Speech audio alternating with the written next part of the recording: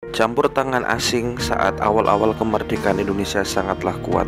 Keberadaan Belanda dengan militernya yang jauh lebih kuat dari kita, dan juga keberadaan PBB dan Australia ketika konferensi meja bundar telah membentuk suatu negara federal yang ada di Indonesia. Bahkan bentuk pemerintahan Indonesia pun pada waktu itu dipengaruhi ya. Kita berubah dari Indonesia yang merupakan kesatuan menjadi Republik Indonesia Serikat atau negara federasi. Pada saat itu, pada saat pengumuman negara federasi, terjadilah banyak negara bagian ya. Ada negara Jawa Barat atau negara Pasundan, ada negara Jawa Timur, ada negara Madura, terpecah-pecah ya. Memang ini ciri khas Belanda ya, divide et impera, memecah belah pertama kemudian mengadu domba. Bahkan pada waktu itu Republik Indonesia diakui kekuasaannya hanya di sekitar sebagian Jawa Tengah dengan pusatnya di Yogyakarta dan juga sebagian Sumatera, meliputi beberapa bagian Aceh, Lampung dan lain sebagainya. Sementara daerah-daerah yang lainnya membentuk negara federasi sendiri.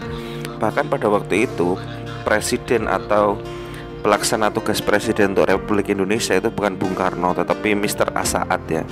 Salah satu orang yang sebenarnya pernah jadi presiden tetapi tidak tercatat di sejarah Indonesia. Kenapa ya, nanti akan saya jelaskan di video yang lain ya. Tetapi Republik Indonesia Serikat ini hanya seumur jagung. Setelah pada penentuan jejak pendapat tahun 49 itu dimenangkan oleh Bung Karno dan kemudian kembali menjadi negara kesatuan Republik Indonesia.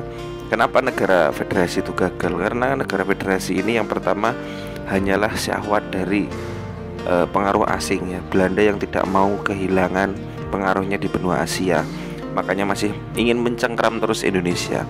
Yang kedua, ini juga syahwat dari orang-orang yang diuntungkan dari kolonialisme Belanda, orang-orang Indonesia yang menikmati keadaan kolonialisme. Jadi disinilah kita harus menghargai para pahlawan.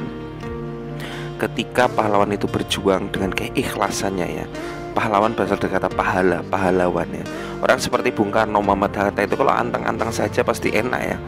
Pasti sama Belanda juga dijadikan pejabat ya. Para Demang dan orang-orang besar yang merupakan pahlawan kita itu pasti enak hidupnya. Tetapi karena melihat kita butuh kemerdekaan untuk menentukan nasib kita sebagai bangsa, termasuk nasib orang-orang seperti kita. Ini banyak orang yang mendukung orang yang bergabung dengan Belanda. Ya nggak apa-apa, mungkin dia sejahtera dengan Belanda. Hei Anda itu dengan saya hampir sama. Saya lihat ya TikToknya ya. Jadi kita sama-sama orang menengah ke bawah. Kalau tidak merdeka, kita masih di negara koloni, mungkin kita tidak akan seberuntung sekarang bekerja, punya fasilitas dan lain sebagainya ya. Mungkin saja lebih juga mungkin ya, tapi itu masih mungkin ya. Yang pasti de factonya pada waktu itu keadaan sangat sulit jika kita tidak merdeka.